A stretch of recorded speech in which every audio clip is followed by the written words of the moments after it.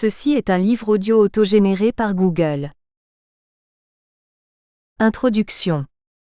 La rupture de l'avant-garde musicale, héritage américain légué par Henry Cowell, Harry Partch ou autre John Cage, remettait déjà en question le sérialisme et montrait une volonté de s'orienter vers une primauté de la perception.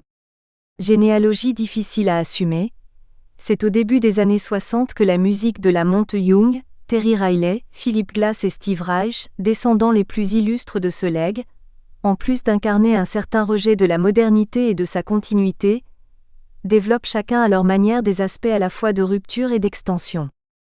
Là où l'appellation de minimaliste convient à la Monte Young, père fondateur du mouvement, ou à Philip Glass, cette terminologie est à revoir pour le cas Steve Reich.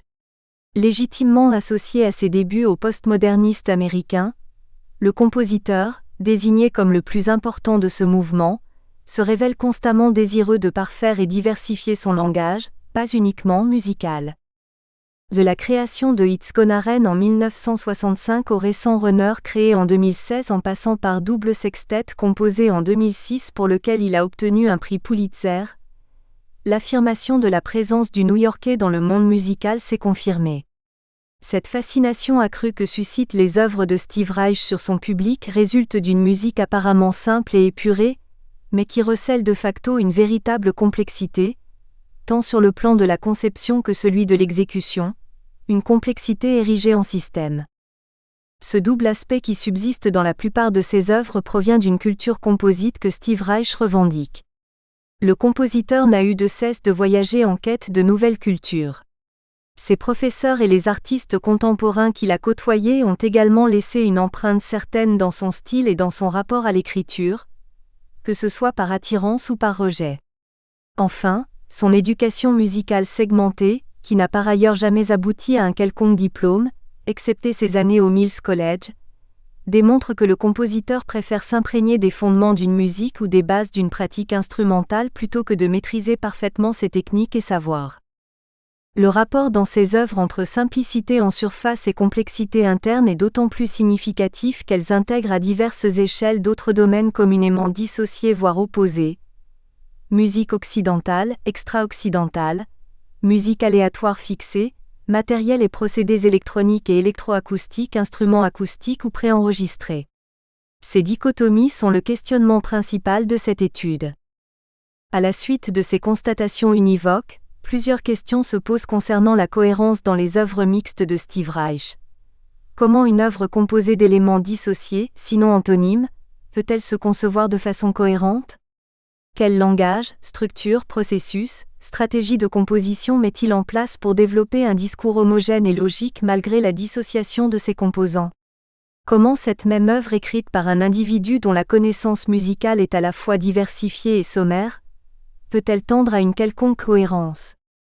Dans la perspective d'une étude du langage musical de Steve Reich, la question de l'unité et de la dialectique est omniprésente. Dès lors, traiter des aspects et influences de la musique minimaliste, communément et péjorativement surnommée en France, répétitive, se révèle a priori primordial. Appellation ironique s'il en est puisque musique n'a jamais pu se dissocier de répétition.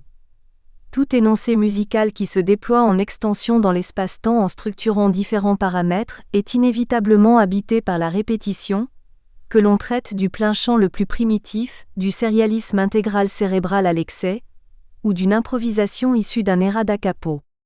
D'après son langage et ses influences, la place du compositeur dans la chronologie historique de la musique est à définir.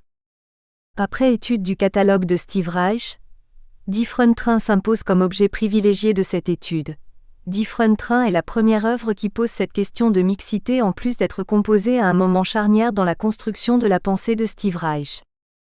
Créé en 1988, Different Train intègre tous les aspects de cette étude et pose les jalons de City Life et WTC 9/11e, respectivement créés en 1995 et 2011.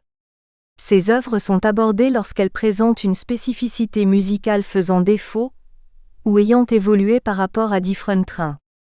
Par ailleurs, dans le cas de The Cave 1993 et Srital 2002, Steve Reich distingue lui-même ses opéras documentaires du reste de ses compositions puisqu'il développe de multiples autres aspects extérieurs à la musique tels que la vidéographie, la théâtralité ou encore la spatialisation sonore et visuelle. Aujourd'hui, la recherche sur la musique de Steve Reich et sur le courant minimaliste en général n'aborde que trop rarement un point de vue conceptuel. La plupart des tentatives d'aborder la musique de Steve Reich échouent du fait qu'elle vise la spécificité de celle-ci à travers des généralités. Faisant état d'exceptions, la remarquable thèse de Mark Mattei et les précieux articles de Robert Kaschwartz abordent respectivement l'ambiguïté et la rhétorique dans les musiques du compositeur, ouvrage fréquemment référencé dans cette étude. Different Train s'inscrit directement dans une pensée compositionnelle que Steve Reich enrichit depuis le milieu des années 60, et se situe à un moment de synthèse de son langage. Parallèlement, il y intègre de nouveaux éléments musicaux, tant sur le plan des techniques et stratégies compositionnelles, du développement timbrique que de la forme du discours et donc de la structure même de l'œuvre. C'est dans cette optique que la première partie situe les niveaux de dichotomie et de mixité, en recensant les éléments de langage que Steve Reich a mis en œuvre dans Different Train, puis dans une moindre mesure dans City Life. Il s'agira de définir dans cette partie les traits de son langage structurel et discursif par le biais de ses compositions, de ses rencontres influentes et de ses études musicales. Ces éléments déterminants pour son écriture prennent de multiples aspects, qu'il s'agisse de réelles compositions ou d'expériences musicales, de rencontres déterminantes par attirance ou par rejet, ou encore d'études universitaires ou ethnomusicologiques. Là encore, les influences se confrontent. La deuxième partie pose quant à elle la question de la cohérence dans Different Train en regard des éléments de langage musical au service d'un discours. À l'ambiguïté structurelle et discursive présente depuis les premières compositions de Steve Reich s'ajoute l'équivoque harmonique qui se détache de la définition classique de tonalité ou modalité. L'accord, et de manière plus large l'accompagnement, questionne la cohérence timbrique et dynamique.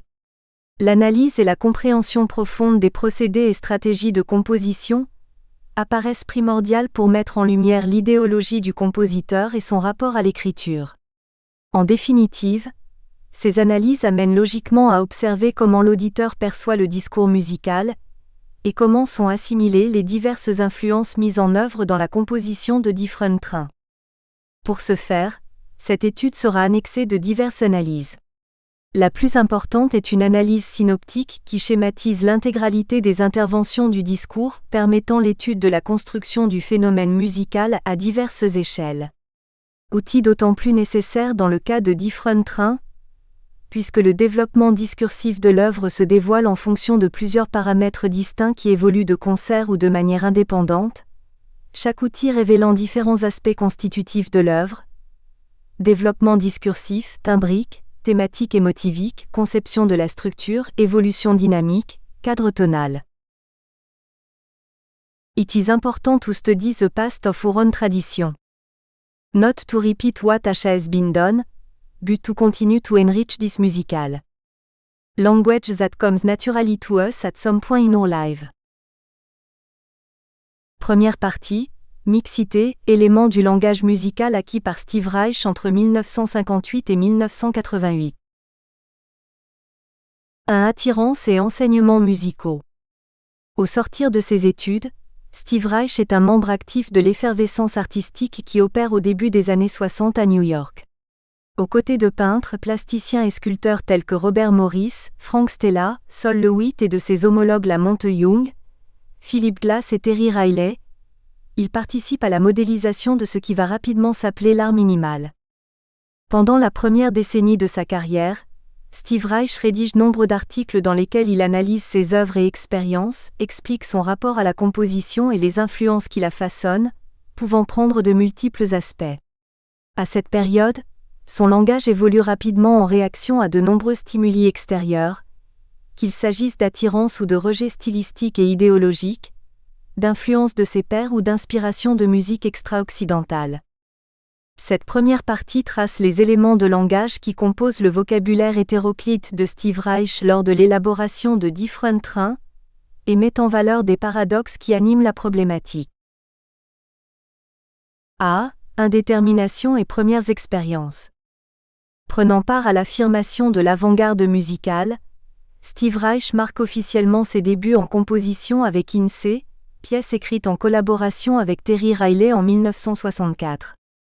Cette œuvre symbolise l'avènement du minimalisme et est considérée comme son véritable manifeste. Confère. Annexe Anne. À partition de INSEE de Terry Riley, page 183. Assimilable par le concept au Klavierstück VAX de Karl-Heinz Stockhausen, la partition de INSEE propose une cinquantaine de motifs de durée variable. L'œuvre consiste en une répétition aléatoire des motifs, laissée au goût des exécutants mais en respectant l'ordre chronologique. INSEE n'a pas d'effectif instrumental imposé, et peut donc être aussi bien interprété par un duo de chanteurs que par un orchestre symphonique. Là où Stockhausen emploie le terme de moment de forme, Steve Reich utilise l'expression des « œuvres ouvertes », telle que l'a définie Umberto Eco en 1962, pour caractériser le concept et le processus de INSEE. Cette variabilité est un principe de création et une fin en soi. On est en fait devant une œuvre multidirectionnelle et polysémique, à la fois une et multiple. Amorcé par cette œuvre, le principe de processus compositionnel devient omniprésent dans les premières œuvres de Reich. Assez rapidement, le compositeur se détache des précurseurs du mouvement répétitif que sont la Monte-Young et dans une moindre mesure, Terry Riley, qui assimilaient tous deux le concept de minimalisme à une simplification à tous les niveaux, composition, discours organique, exécution, réception. Ce premier, désigné comme le fondateur avant-gardiste du mouvement, laisse une place privilégiée à l'aléatoire et à l'aspect théâtral dans ses œuvres. Par exemple, le 5e mouvement de composition 1960 est soumis au caprice d'un papillon. L'œuvre prend fin lorsque l'insecte sort de la pièce de concert. Ainsi, en accord avec le précepte « Ce qui m'ôte une gêne m'ôte une force » d'Igor Stravinsky, profondément admiré par Steve Reich depuis ses 14 ans, ce dernier définit le terme de minimalisme comme un procédé mettant en évidence une structure afin que l'auditeur soit captivé par les processus organiques internes. À l'inverse des œuvres de la Monte-Young, l'écoute devient par conséquent active. Ceci est valable pour la première décennie de composition de Reich. Ainsi, en plus de l'éloignement qu'a opéré le New-Yorkais avec ses contemporains minimalistes, Steve Reich s'est naturellement détaché de la musique de John Cage. Et par méconnaissance de sa musique, c'est à partir de 1965 avec It's Gonna Rain que Steve Reich a obtenu son titre de disciple de Cage, duquel on l'affuble encore aujourd'hui en parlant de ses premières œuvres. Reconnaissant que certaines de ses premières œuvres peuvent s'apparenter à celles de Cage, Reich rétorque qu'aucune influence n'y opère. There is clearly some technical affinity between his early work and my own, but had no conscious influence on my music.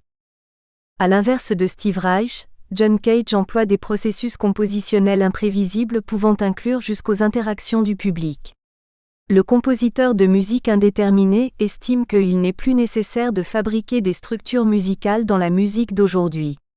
Au lieu de cela, les compositeurs mettent en place des processus, ce qui implique pour lui que processus compositionnel et structure de l'œuvre sont dissociés.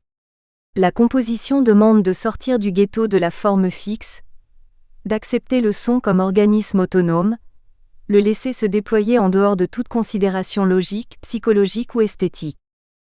C'est au début des années 70 que le concept de processus compositionnel est défini différemment par les deux compositeurs. Le minimaliste estime qu'en plus d'avoir été prévu en amont, le processus et le résultat sonore doivent se confondre afin de créer un discours dont la structure ne peut renvoyer qu'à elle-même, posant de facto la question de la cohérence dont cette présupposée dernière dépend intrinsèquement des éléments de langage et de leur développement inhérent. Dès lors, tout oppose Cage à Reich, ce dernier estimant que la structure d'une œuvre et son processus interne coexistent en symbiose et ne sont en définitive qu'une seule et même chose. Les fondements et structures de leurs œuvres, par essence différents, ainsi que leurs processus respectifs n'ont pas la même fonction au sein du morceau. Reich prône la cohérence d'un discours musical, Cage, l'unique, le non reproductible.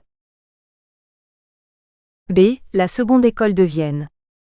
S'il existe un paradoxe sur les origines du minimalisme musical, c'est que l'histoire admet communément que ce mouvement naît par opposition farouche au sérialisme intégral et marque une rupture avec l'avant-garde européenne, prenant un retour aux fondamentaux. Mais il est souvent omis de préciser que ces deux mouvements partagent nombre de caractéristiques communes. Pour Reich, la position du mouvement minimaliste résulte d'une dispersion des systèmes toujours plus expérimentaux et complexes les uns que les autres. C'est principalement en regard du dodécaphonisme sériel et de la musique indéterminée que Reich élabore les bases de son langage musical. A. Luciano Berio. Une des plus marquantes et enrichissantes rencontres qu'a effectuée Steve Reich fut celle de Luciano Berio. Ayant été son professeur de composition de 1961 à 1964 au Mills College de Californie, le compositeur italien a fasciné son élève new-yorkais par la multitude d'expériences musicales qu'il lui a fait découvrir. Reich a été captivé par la manière dont Berio réussit à forger son style, ou plutôt ses styles, à partir de l'assimilation de tous les genres musicaux existants. Effectivement, de la musique sérielle, quatuor à cordes en 1956, à la musique électroacoustique, chant parallèle en 1960. Nous espérons que vous avez apprécié cet aperçu. Pour continuer à écouter ce livre audio sur Google Play Livres, utilisez le lien dans la description de la vidéo.